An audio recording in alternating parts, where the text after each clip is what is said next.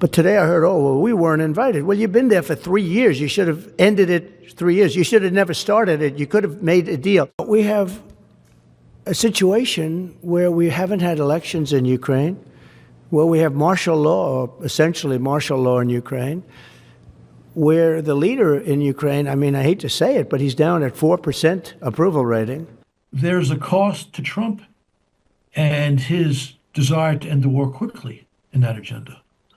Because, as he said rightly, 2 or 3 days into his second presidency, Putin's the obstacle.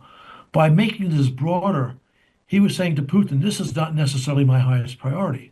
And if Putin is the obstacle, which he is, Trump needs to make clear it is his highest priority by giving the proper disincentives for Putin to continue the war.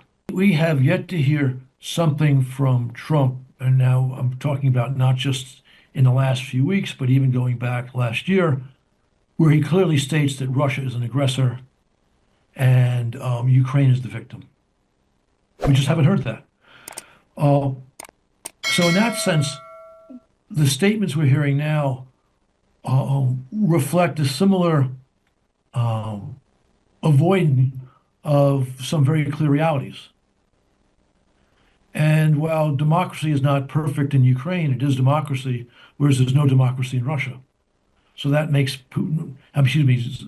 Trump calling Zelenskyy a dictator rather fatuous if he's saying nothing about the strong man in Moscow. But the nastiness of these personal exchanges, well, we know that Trump has long had a penchant for labeling other figures internationally, nationally in the United States with colorful names and insulting names, right?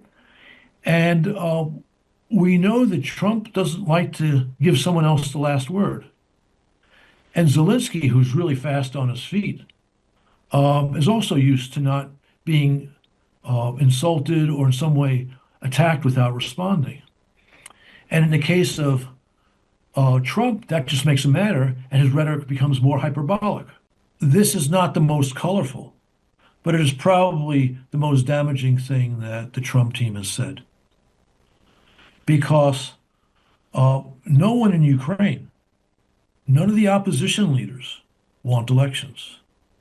By Ukraine's constitution, you can't have elections in wartime. The international IFES, which is the international agency regarding election integrity, says having an election in Ukraine during wartime is nuts. He said, I don't know, 8 or 10 weeks ago, I'm not going to throw Ukraine to the wolves.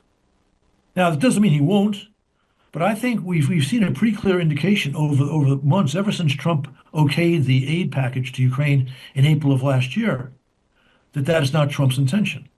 Now, he is mercurial. He could change his mind.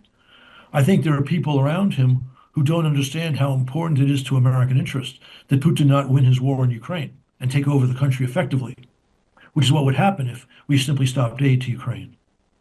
But Trump, I think, understands that it would be very bad for the United States and very bad for him personally if he brokered a deal which allowed Putin ultimately to take control of the country. Zelenskyy is the leader of a country under vicious attack by a much more powerful country. And they are fighting for their lives, literally. And they've been able to do very well because they've had substantial support from the United States, from Europe, and from others.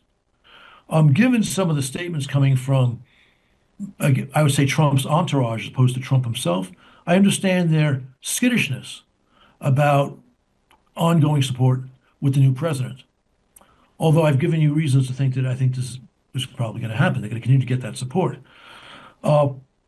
So when these talks, the first real talks with Russia occur and Ukraine's not there, I understand their nervousness. But I think they may have been overly excited about this. And I don't think that the commentary has been helpful. So I think the best news of the past 7 days has been the sudden attention of major European nations to need to put together that peacekeeping force that Trump talks about. Trump was pleased by the fact that you had these 2 meetings now in Western Europe to make progress on this. But this issue was nowhere 2 weeks ago.